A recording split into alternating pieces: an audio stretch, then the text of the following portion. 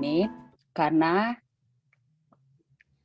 ada sedikit gangguan dengan moderator kita. Pertama saya perkenalkan, moderator kita bernama Maya. Kemudian ada yang mendokumentasikan kita, ada Anisha Anggun Kinanti. Kemudian ada penghubung narasumber, itu ada Teni Ardina.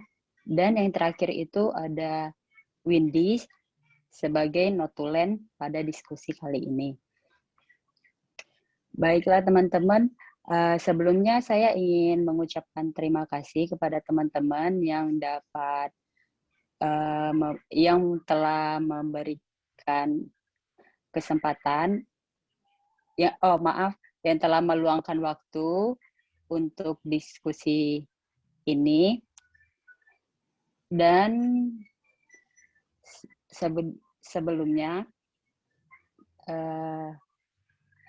saya ingin kenalan nih dengan teman-teman yang ada di forum ini. Bisa silakan dimulai dari tim FGD aja dulu. Kemudian lanjut ke teman-teman yang akan kita tanyakan.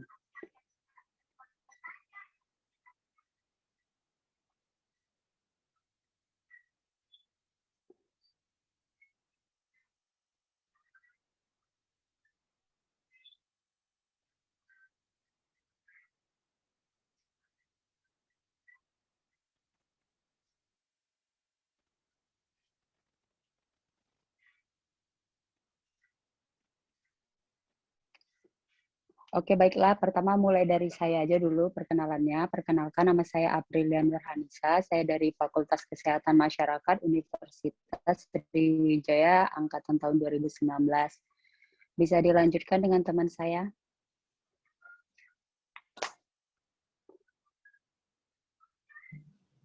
Halo semuanya, kenalin. Aku Indinia Cayani dari jurusan Ilmu Kesehatan Masyarakat, Fakultas Kesehatan Masyarakat Universitas Sriwijaya, angkatan 2019. Oke, halo semuanya.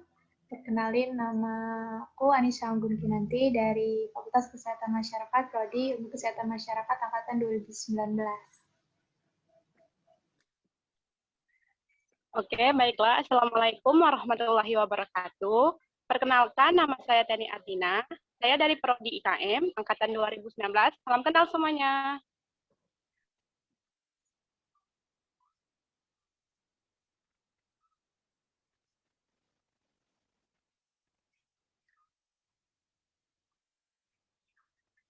Oke, sebaiknya kita lanjutin. Di sini Marini Nukamayasari belum dapat hadir karena masih terkendala oleh sinyal. Saya ingin berkenalan nih dengan teman-teman yang ada di sini. Boleh untuk memperkenalkan diri?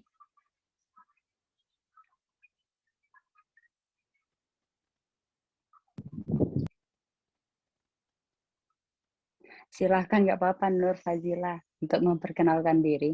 Di luar nanti dilanjutin dengan teman-temannya. Halo semuanya, perkenalkan nama Halo. saya Nur Fazila dari Fakultas Kesehatan Masyarakat 2020. Terima kasih.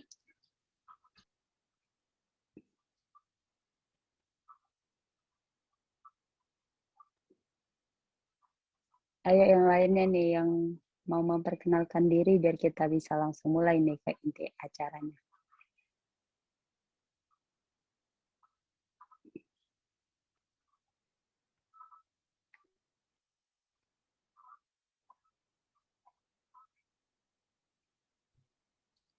Assalamualaikum warahmatullahi wabarakatuh.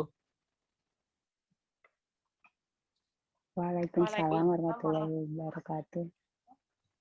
Perkenalkan, nama saya Firdaus Agustiawan dari asal Universitas Penerangan Fatah Palembang tahun 2019, prodi Hukum Ekonomi Syariah atau Muamalah. Terima kasih.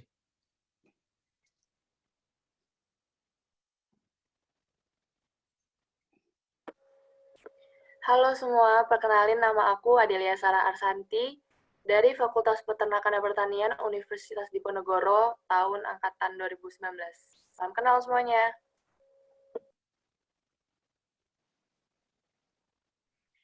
Baiklah, perkenalkan nama saya Ahmad Rifai. Saya dari Fakultas Keguruan Ilmu Pendidikan Sejarah 2019 Universitas Sriwijaya.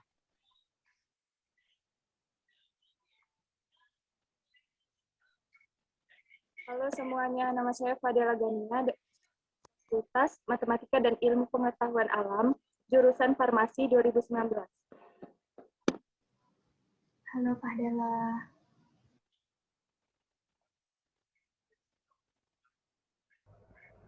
Halo semuanya, saya Arum Merindra dari Fakultas Ekonomi, Prodi Ekonomi Pembangunan, Angkatan 2020, Universitas Sriwijaya.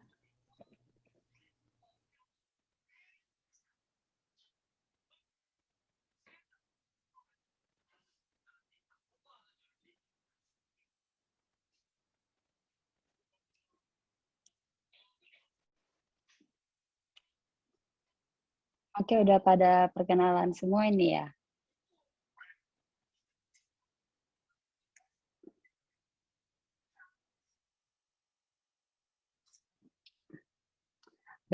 Baiklah kalau begitu kita lanjut aja ke diskusi kita kali ini. Jadi di sini saya ingin bertanya nih, biasanya teman-teman nih, kan kita ini kan sebagai mahasiswa kan ada yang masih tinggal di ada yang tinggal di kosan kan. Saya ingin bertanya nih, biasanya kalian dalam sehari-hari itu melakukan olahraga berapa kali dalam seminggu gitu?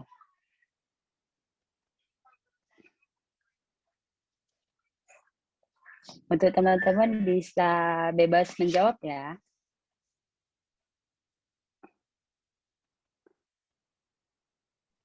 Izin menjawab, ini Mbak. Boleh, silakan. Mungkin saya memang asli dari Organilir nih, yang memang tinggal di Organilir kan. Mungkin kalau masalah untuk olahraga, bagi saya melakukan olahraga itu per minggu itu wajib ya. Saya sendiri melakukan olahraga itu 3 sampai 4 kali dalam seminggu ya, itu tergantung dari jam kosongnya juga, dan itu setiap pagi. Dan itu hanya sekedar hanya jogging, mungkin keliling Unsri gitu ya. Oke, baik. Mungkin ada yang lain?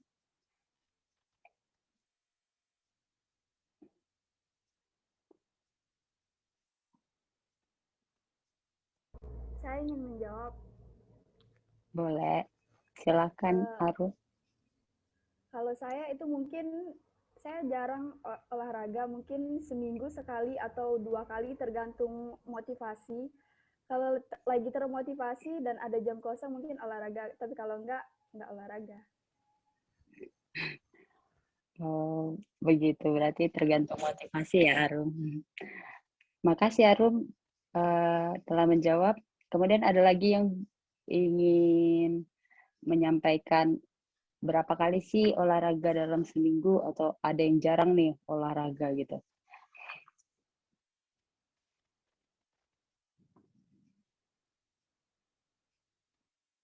Ayo nih, saya tunggu nih satu yang ngejawab lagi, baru kita pindah pertanyaan ya.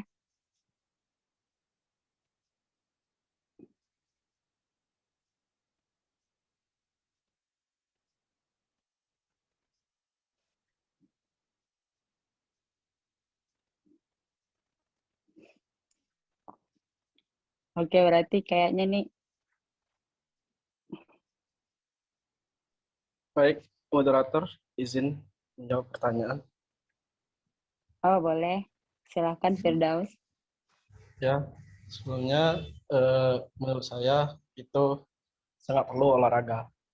Tetapi olahraga itu harus dengan diwaktukan dengan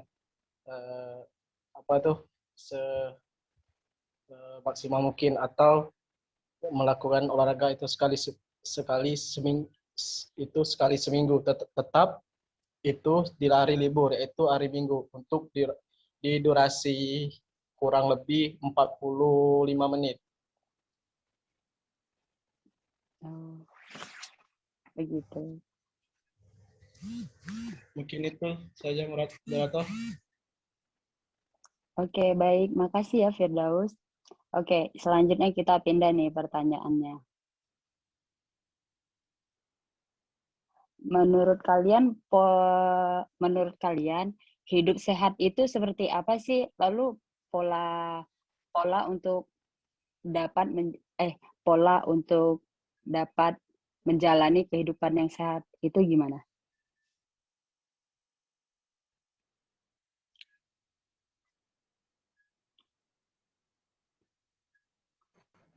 Mungkin ada yang oke, baik. Kalau menurut saya, hidup yang sehat itu hidup yang bebas dari masalah rohani atau mental, ataupun masalah jasmani, fisik. Jadi pola-pola hidup sehatnya itu yang pasti istirahat yang cukup, terus makan makanan yang sehat, tidak makan junk food atau fast food, kemudian banyak minum air putih dan mengelola stres. Apalagi mahasiswa biasanya kan banyak tugas, terus stres. Itu masalah mental. Oh iya, benar juga ya, Harum. Selanjutnya ada yang ingin menambahkan? Mungkin izin menambahkan mungkin nih. Iya, boleh, Ari. Izin menambahkan kan pola hidup sehat menurut saya sendiri nih, di Indralaya kan kita tahu kan banyak debu di Indralaya kan. Kemarin juga ada penyakit tentang debu di Indralaya mungkin. Mungkin kita pertama mungkin kita harus ini menjaga kebersihan dari debu atau lain semacamnya, itu juga bisa mengganggu kesehatan kan kalau masa kebersihan. Nah, kalau mungkin dari makannya sendiri untuk kesehatan jasmani ini, setiap pagi bisa untuk minum air putih secukupnya setiap pagi gitu, dan mengkonsumsi makannya itu tidak berminyak. Mungkin bukan bermaksud tidak berminyak, bukan, kayak mengurangi makanan berminyak, makanan yang memang benar-benar mengandung minyak dan lain sebagainya, konsumsi buah dan lain semacamnya itu sebelum makan mungkin cukup. Baik, terima kasih Ari. Jadi hidup yang sehat itu berdasarkan lingkungan ya, Ari. Kemudian ada lagi yang ingin nambahin? Izin menjawab? Boleh, Nur Fazila. Menurut saya hidup sehat itu adalah hidup yang baik secara sosial, fisik, ekonomi, rohani, dan jasmani. Jadi tidak hanya terhindar dari penyakit pada fisik saja.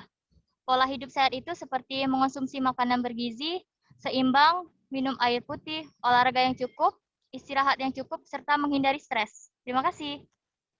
Iya, makasih juga Fazila. Oke, jadi udah banyak ya ini cara untuk mengatur hidup yang sehat itu seperti yang teman-teman tadi jelasin, yang infoin gimana sih menurut kalian masing-masing. Kemudian nih, menurut kalian nih, mengapa melakukan pola hidup sehat itu penting? Kenapa gitu? Mungkin ada yang ingin menjawab? Izin menjawab. Boleh, silakan. Pola hidup sehat itu penting menurut saya itu karena dapat mengurangi resiko penyakit, meningkatkan produktivitas, mendapatkan kesehatan jasmani dan rohani, tidak mudah stres, dan meningkatkan kebugaran jasmani. Terima kasih. Baik, terima kasih. Kemudian ada yang mau nambahin tuh? Izin, moderator, ingin menambahi. Boleh, Firdaus, silakan. Ini pendapat dari saya, menurut pentingnya untuk menerapkan hidup sehat itu karena pola hidup sehat dapat mendorong tubuh untuk aktif bergerak. Di samping asupan makanan yang bergizi tinggi, aktivitas ini dapat membantu proses perubahan kalori makanan menjadi energi secara maksimal. Terima kasih, moderator. Mungkin itu tambahan saya. Oke, makasih Firdaus. satu lagi nih, ada yang ingin menjawab?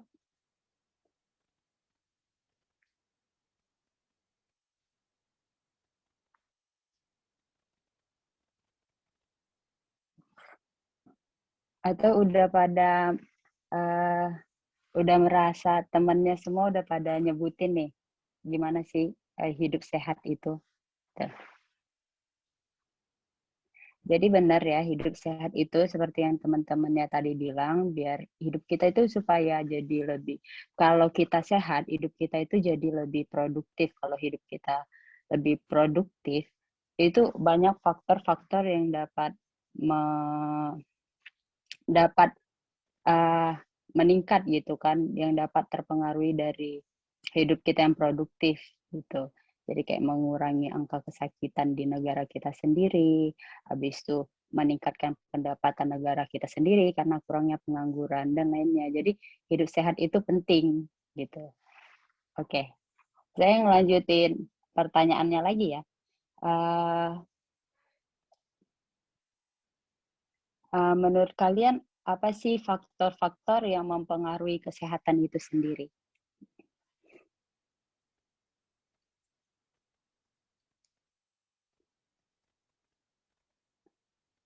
Baik, ada yang bisa menjawab, bantu jawab? Izin menjawab. Ya, silakan Pak Della. Menurut saya, faktor yang mempengaruhi kesehatan itu ya seperti olahraga, gaya hidup, lingkungan, makanan yang dikonsumsi, sama istirahat. Terima kasih. Iya, terima kasih. Kemudian ada yang ingin menambahkan? Izin menjawab, moderator. Ini ada pendapat dari saya. Boleh, Firdaus, silakan. Untuk pendapat dari saya, menurut saya faktor yang mempengaruhi hidup sehat yaitu pola makan seimbang, aktivitas fisik, istirahat yang cukup, lingkungan bersih dan kebersihan tubuh.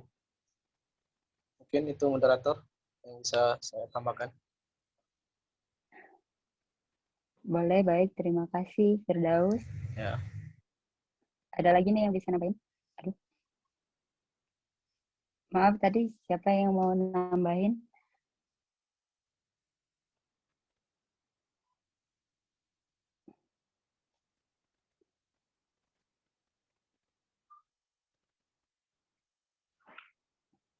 Baik, nggak ada lagi ya ini yang mau ngasih informasi kenapa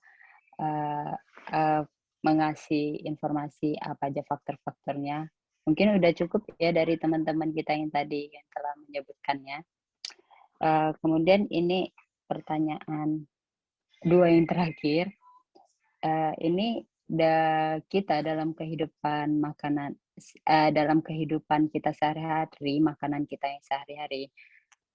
Biasanya kalian nih sebagai anak kos ini biasanya masak di rumah sendiri atau pergi keluar beli makan? Karena kan kita anak kosan ini kan kadang sesuai tugas juga ya.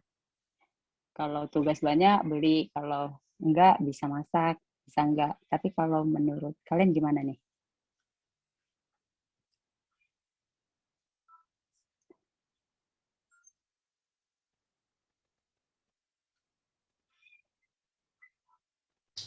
Izin menjawab moderator untuk pendapat dari saya mengenai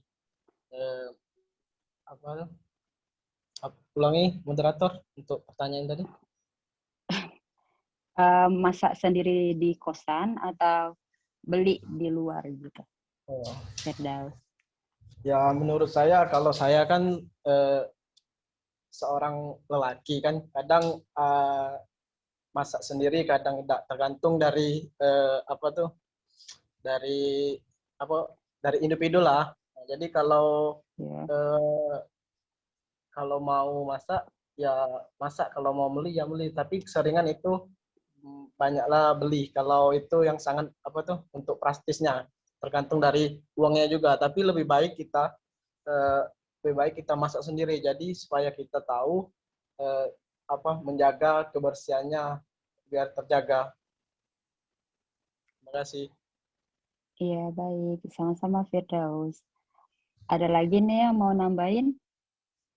Yang lain nih gimana nih, masak sendiri atau beli di luar? Kalau Izin saya menjawab. duluan. Baik, Kalau boleh saya, silakan. karena saya bukan anak kos, jadi saya dimasakin. Oh, baik.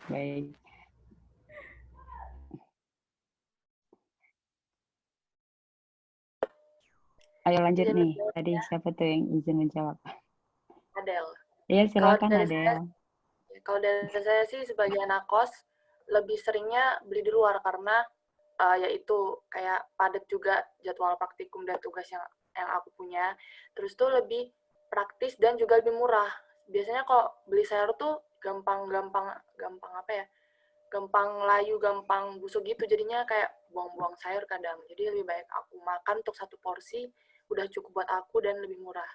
Tapi sebenarnya lebih bagus masak sih kalau soal kesehatannya.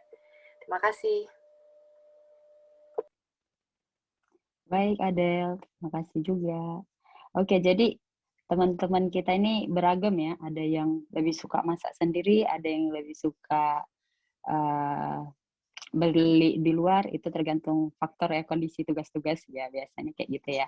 Oke, selanjutnya kita ini di pertanyaan terakhir. Menurut kamu tuh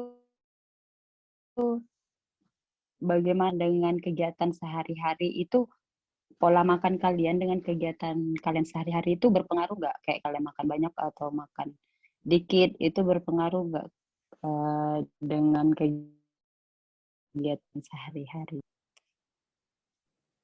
Izin bicara, moderator. Iya, silakan Ari. Pertanyaan tadi kan, apakah kegiatan sehari-hari itu berpengaruh dengan pola makan? Kalau menurut saya sendiri, saya bisa. Menurut kalian ada nggak sih pengaruh pola makan dengan kegiatan sehari-hari? Baik, tadi dilanjutkan dengan siapa tadi yang menjawab? Maaf. Izin bicara, moderator. Boleh, baik Ahmad. Tadi saya yang jawab kan karena Zoom tadi bicara gitu. Iya. Izin jawab, menurut saya apakah berpengaruh nih pola makan sama kegiatan sehari-hari? Kalau menurut saya sendiri dari pengalaman saya itu berpengaruh. Karena dengan kegiatan saya yang biasa kalau ada acara kan sibuk nih, itu berpengaruh dengan pola makan saya. Saya kadang lupa makan atau lain semacamnya. Jadi timbul kalau ada riwayat pasti gitu. Tapi alangkah baiknya walaupun sesibuk-sibuk kita ada kegiatan, lebih baik kita makan teratur untuk menjaga agar tidak timbulnya penyakit atau lain semacamnya. Cukup. Baik, terima kasih Ahmad.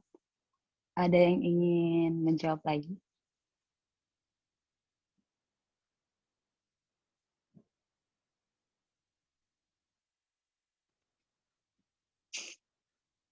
Untuk teman-teman nih,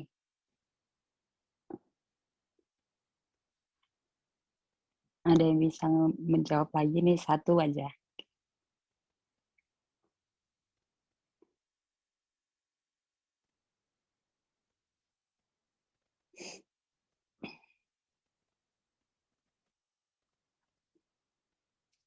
Ayo nih, mana ini yang lainnya nih? BTW teman-teman, ini kami nggak ngelakuin penilaian ya, jadi bebas nih berpendapat. Kalau menurut kalian, kebiasaan kalian gimana gitu. Baik, moderator izin memberi pendapat dari saya. Baik, Firdaus silahkan.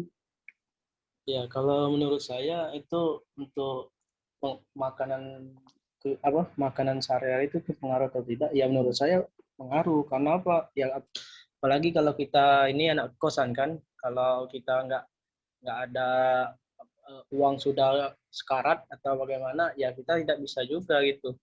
Apalagi ya kita makannya tidak teratur kan. Itu untuk kita kan, mana untuk di luar di sana kan. Dan juga itu kebiasaan pekerjaan juga yang bebannya lebih terkadang memaksa kita untuk makan makanan yang tanpa memikirkan nilai gizinya.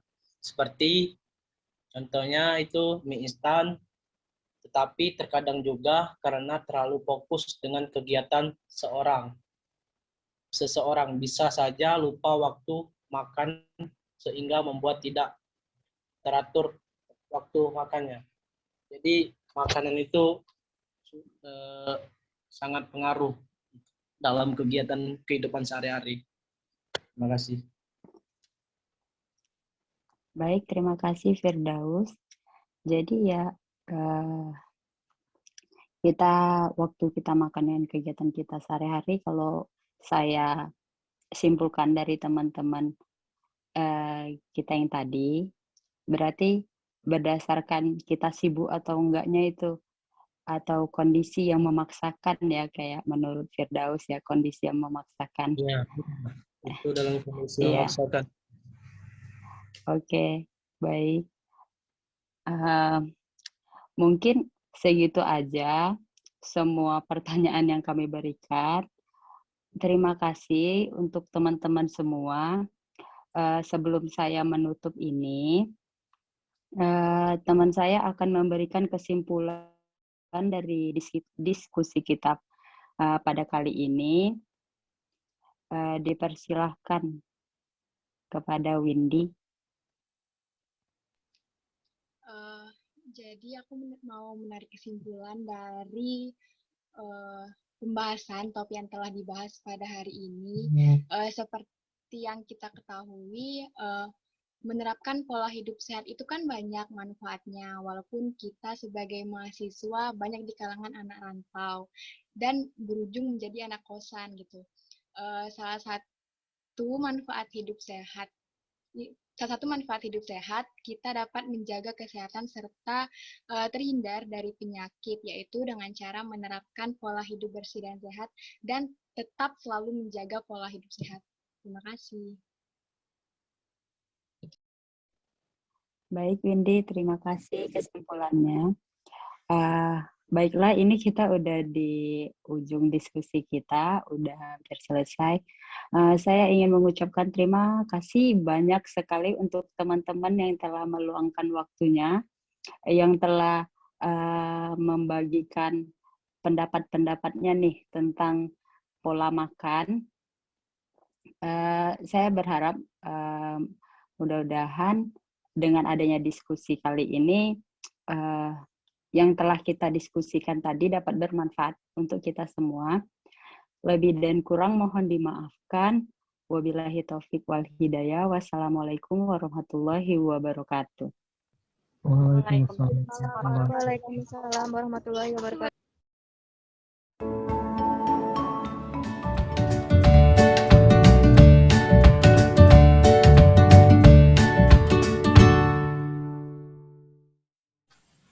Oke.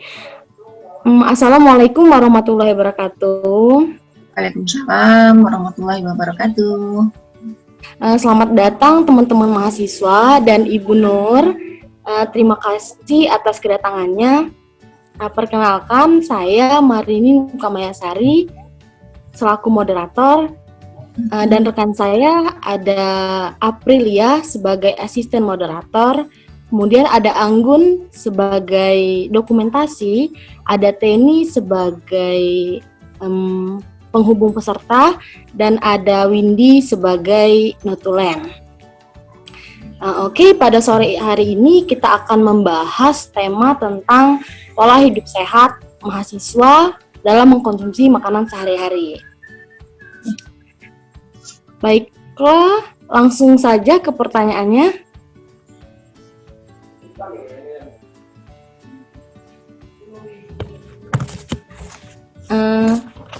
Ibu Nur, boleh Ibu Nur untuk memperkenalkan diri? Assalamualaikum warahmatullahi wabarakatuh. Saya Nur Ariati, profesi saya sebagai perawat. Saya masih bekerja di salah satu rumah sakit swasta di Palembang. Cukup? Cukup itu? Baik. Oke. Ya Ibu Nur. Langsung ke pertanyaannya.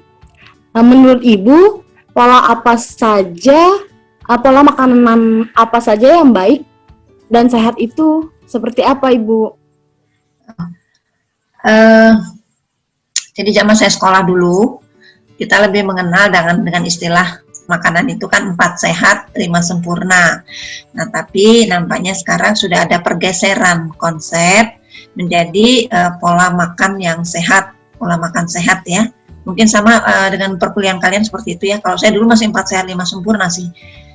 Tapi saya mengikuti perkembangan bahwa sekarang ini menjadi pola makan sehat. Jadi prinsipnya pola makan sehat itu adalah bagaimana pengaturan makanan dengan mempertimbangkan asupan, kandungannya.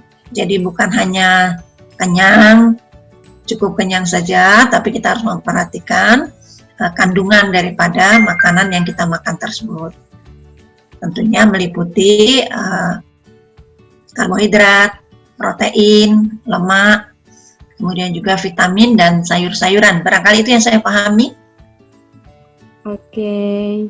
Kemudian lanjut ke pertanyaan selanjutnya, Ibu.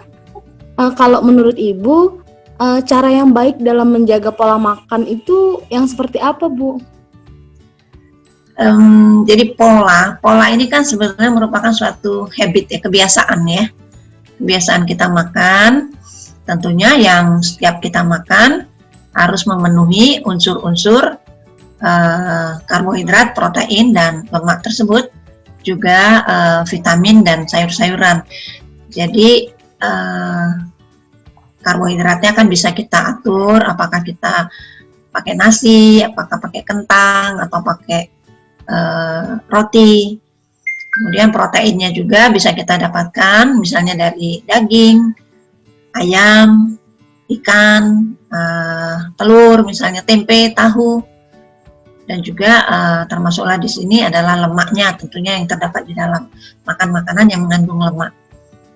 Tentu tidak lupa dengan buah-buahan dan sayur-sayuran, mungkin seperti itu. Oke, Ibu. Nah, jadi kan kalau pola hidup sehat itu nggak harus makanan aja ya, Bu. Nah, jadi kalau menurut Ibu, manfaat olahraga bagi kesehatan tubuh itu apa aja nih, Bu? Memang hidup ini kan tidak cukup dengan makan.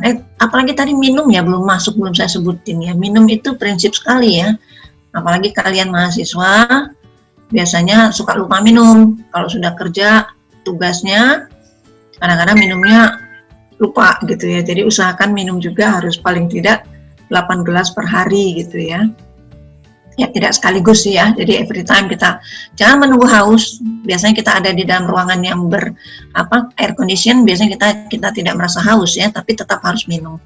Jadi selain makan, tentunya olahraga ini ya bisa tergantung dengan usia ya.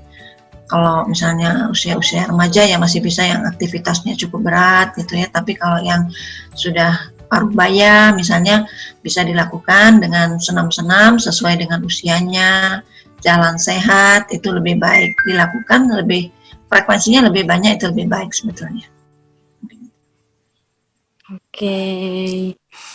Untuk faktornya apa nih, Bu? Untuk faktor yang mempengaruhi pola makan? Bisa dari faktor ya. Faktornya ini usia bayi, anak-anak, remaja, dewasa tentu beda pola makannya. Orang tua juga beda pola makannya. Yang penting kita harus selalu mempersiapkan diri, terutama pagi hari ya untuk mahasiswa itu ya. Wajib sarapan, makan pagi itu wajib karena kalian memang bukan bekerja yang seperti orang-orang kerja fisik ya, tapi kita lebih bekerja dengan menggunakan otak ya. Jadi tanpa kita sadari sebetulnya belajar, mengikuti pelajaran itu banyak energi yang kita gunakan sebetulnya. Oleh karena itu harus cukup asupan makanannya, termasuk juga di situ ada glukosa ya. Jadi harus kita makan yang minuman yang manis, kemudian juga makan makanan lainnya sehingga kita cukup energi untuk mengikuti materi pelajaran. Itu barangkali. Oke. Lalu olahraga yang baik dan benar itu apa ya, Ibu? Ini ngomong-ngomong aku aja yang ditanya nih. FGD bukannya rame-rame. Olahraga ya sesuai dengan usia aja. Sesuai dengan usia. Apalagi sekarang kan sudah rame dengan TikTok gitu ya. Sebetulnya itu ada sisi positifnya juga sih sebetulnya ya. Kita menghibur diri tapi sekaligus juga berolahraga sebetulnya. Kemudian bisa juga dengan bersepeda. Sekarang lagi rame bersepeda ya. Kemudian juga senam-senam. Kalau suka yoga juga bisa yoga gitu ya. Atau sepeda yang di rumah itu ya, bisa juga kita lakukan seperti itu. Yang penting kita harus teratur, jangan olahraga 2 jam kemudian sehari kemudian 1 bulan nggak olahraga gitu ya. Jadi yang penting secara rutin kita lakukan olahraganya, walaupun hanya setengah jam, paling tidak 3-4 kali per minggu lah, kira-kira seperti itu. Oke. Ibu, untuk pertanyaan terakhirnya. Oke. Ya, apa dampak bagi kesehatan jika kita tidak berperilaku hidup sehat, Ibu? Oke. Jadi dampak secara langsung itu biasanya tidak terasa. Ya, awal-awalnya sih nggak dirasain gitu ya.